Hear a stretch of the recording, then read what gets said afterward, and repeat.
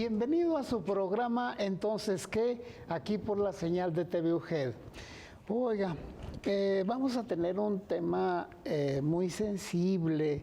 ¿Por qué sensible? Bueno, como muchos de los programas que hemos realizado aquí en TV UGED con mis invitados y yo en lo particular, y tenemos a veces una postura, una situación en la que hay debemos de adoptar una postura con nuestros enfermos o nuestros enfermos terminales, y hay que ir adoptando de alguna manera preventivamente, platicando pues qué se debe de hacer cuando estamos en esos momentos.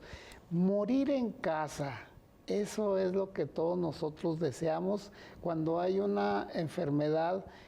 Pensar en el hospital, en todas las cosas que pues, vamos a ser objetos si estamos por ahí y quisiéramos evitarlo. Vamos a ver todo eso puntualmente, porque a veces nos agarra de sorpresa, no sabemos qué hacer o aplicamos un criterio que no tenga un fundamento más apegado al respeto a la condición humana y a la situación que particularmente vive nuestro familiar o nosotros mismos cuando vayamos a estar en esa situación.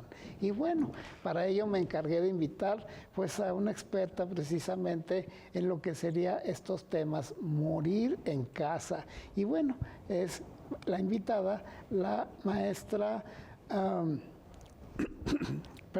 Esperanza Serrano Mejorado, que ella tiene maestría en tanatología, duelo y sentido de vida, a la cual le agradezco muchísimo su presencia y le doy la más cordial de las bienvenidas. Esperanza. Muchísimas gracias, Víctor, por la invitación a tu programa.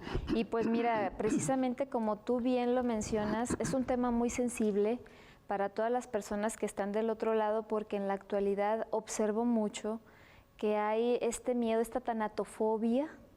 No quieren hablar de la muerte. A lo mejor hay veces que las personas me dicen, ¿cómo lo platicas con tanta soltura, con tanta fluidez?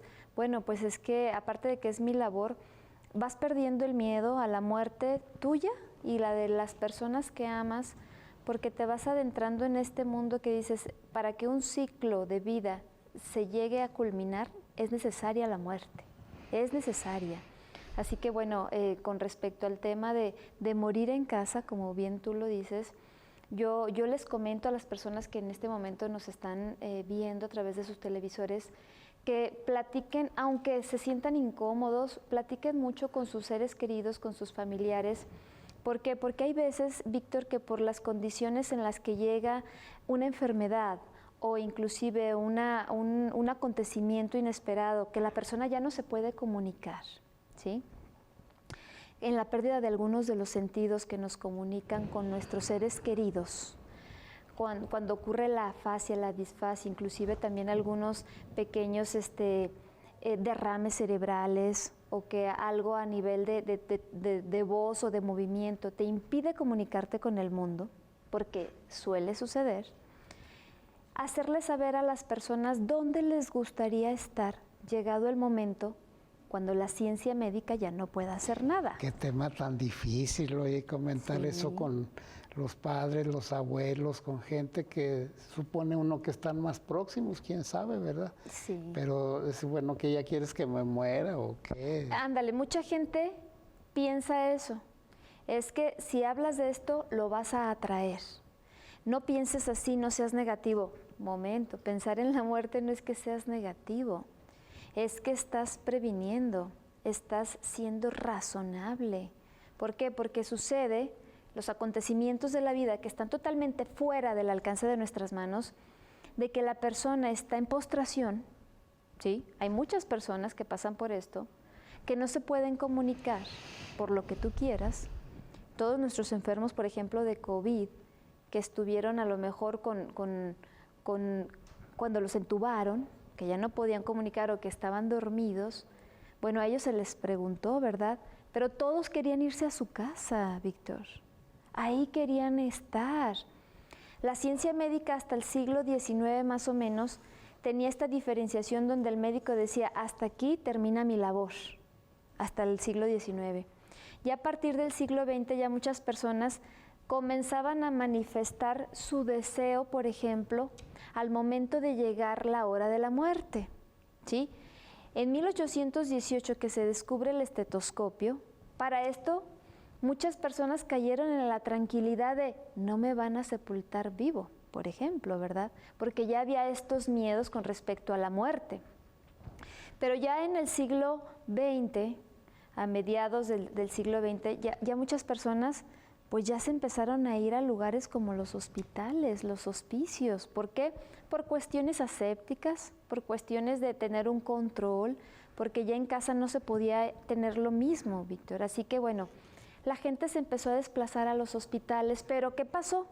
Se perdió esta relación social del enfermo y los amigos, porque antes la familia, los amigos, los vecinos estaban al pendiente, y ya en los hospitales no.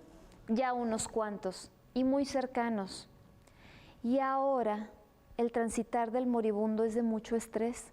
En un hospital donde no conoce a las personas, donde a veces nada más le permiten a un ser querido, nada más a un ser querido, más ahora en contingencia, en pandemia, y hay veces que a nadie cuando se van a terapia intensiva.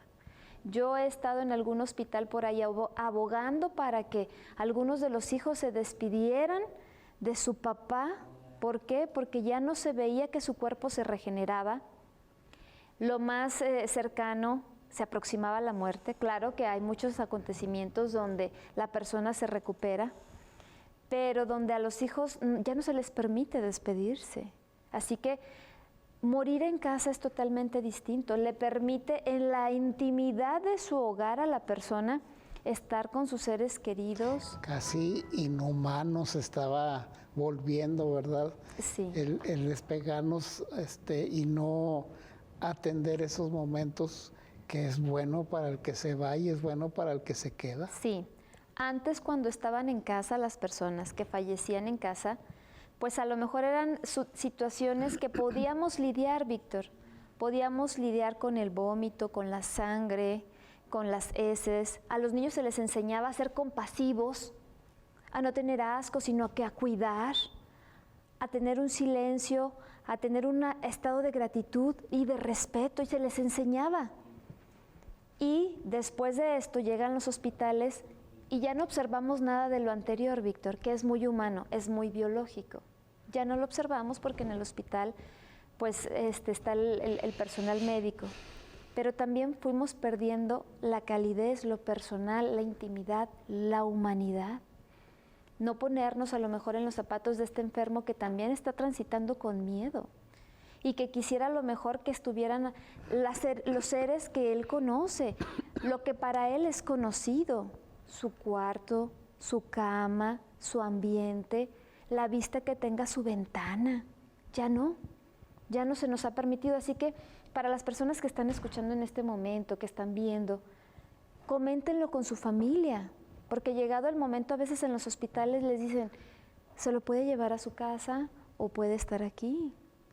Y para las personas estar en un lugar conocido es gratificante en el último momento, porque la muerte también es un milagro, igual que el nacimiento. Y debemos de ser muy cautelosos y respetuosos para crear un ambiente adecuado, Víctor. Es decir, siempre debemos saber y pensar que la vida cuenta con la muerte. Claro. Es parejo. Es unido. La noche siempre va unido al día y la vida con la muerte. Nosotros quisiéramos creer que las personas llegando a una edad adecuada vamos a partir, pero eso no es cierto. He sabido de personas que se llevan a sus pequeños niños enfermos de cáncer a su casa, porque es necesario de alguna manera que el niño se sienta cómodo. Inclusive ahí se le permite jugar con aquellos juguetes que no tenía en el hospital y que no se permitía el acceso, la visita de algunos amiguitos también, y que el niño esté cómodo con lo que ya conoce.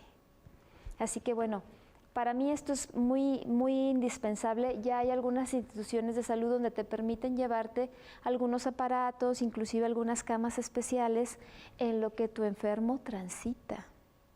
Así que nosotros lo podemos hacer, podemos organizar esto, Víctor.